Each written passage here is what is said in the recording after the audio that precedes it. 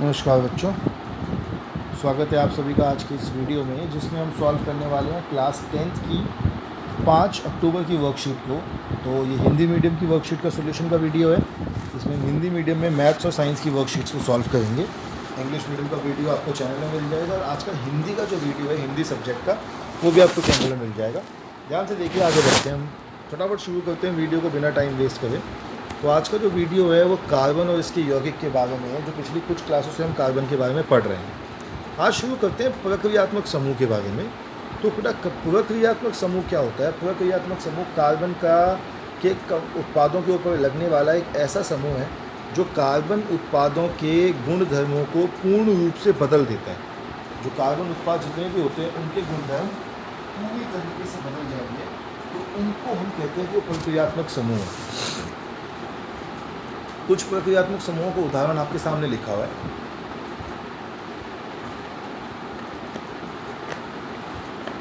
उनको भी देखिए एक बार।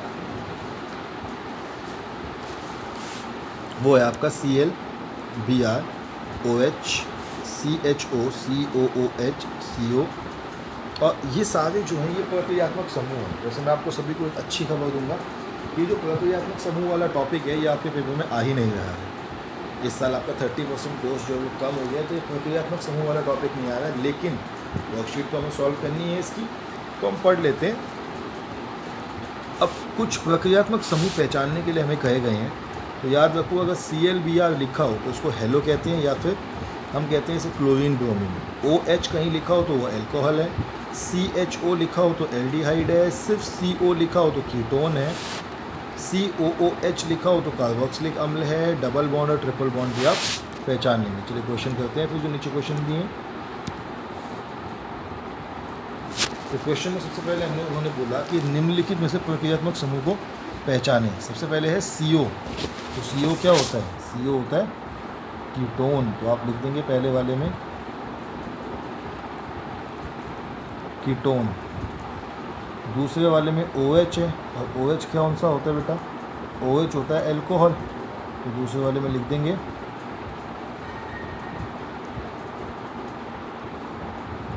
अल्कोहल। तीसरा वाला है CHO, और CHO जो होता है वो होता है एल्डिहाइड। तो आप लिख देंगे एल्डिहाइड।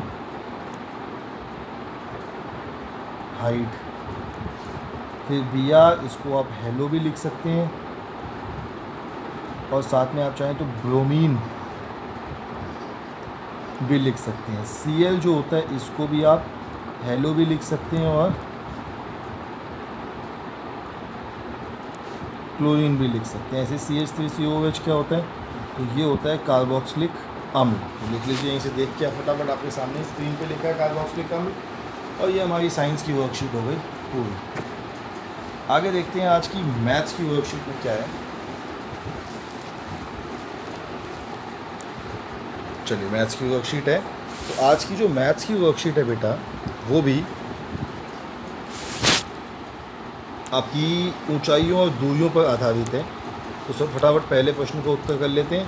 तो पहले प्रश्न में सबसे पहले वो कहता है याद कीजिए, उत्तर दीजिए।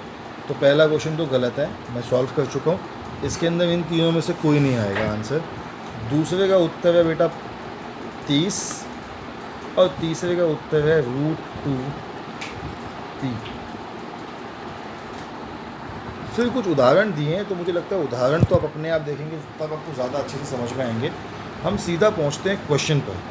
आज का पहला क्वेश्चन है कि 100 मीटर चौड़ी नदी के बीच में एक छोटा सा द्वीप है, और द्वीप पर एक लंबा पेड़ खड़ा है। P और Q एक दूसरे के विपरीत किनारों पर पेड़ों के साथ लाइन पर हैं। अगर पेड़ P और Q से पेड़ के शिखर का उन्नयन कोण क्रमशः 30 और 45 है, तो पेड़ की ऊंचाई ज्ञात कीजिए। देखिए मैंने सॉल्व कर दिया है।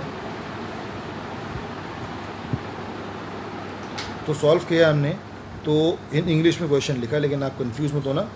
ट्री की हाइट यानी कि पेड़ की ऊंचाई मैं लिख देता हूँ हिंदी में। जानता हूँ आप में से कई बच्चे बहुत कंफ्यूज हो जाते हैं इंग्लिश मीडियम का आंसर देख के, तो यहीं लिख देता हूँ। पेड़ की हाइट, ट्री हाइट नहीं लिखेंगे, आप लिखेंगे पेड़ की ऊंचाई, तो पेड़ की ऊंचाई है h/PR बराबर 1030। तो PR का मान आ गया हमारे पास सीधे सीधे √3h। और हम PR को लिख सकते हैं कि PR जो है वो PQ माइनस RQ है।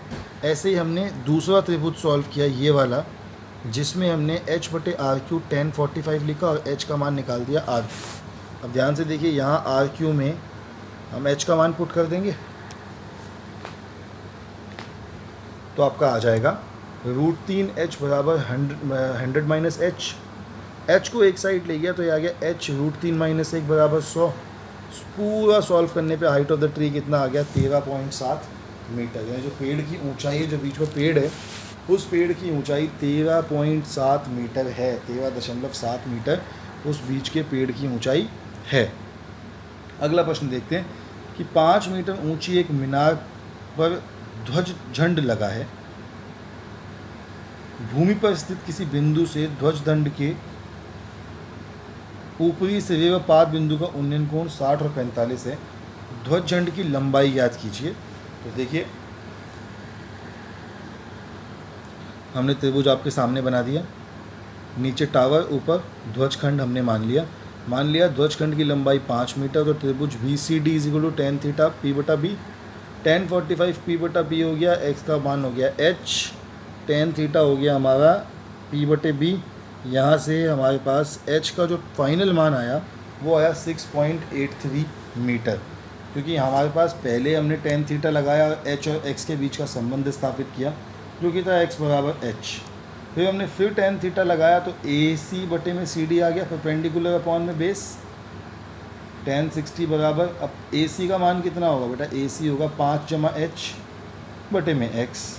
हमने x का मान जो है वो h पुट कर दिया, तो ये आ गया √3x की जगह h √3 बराबर 5/x, और h का मान निकालिया 6.83।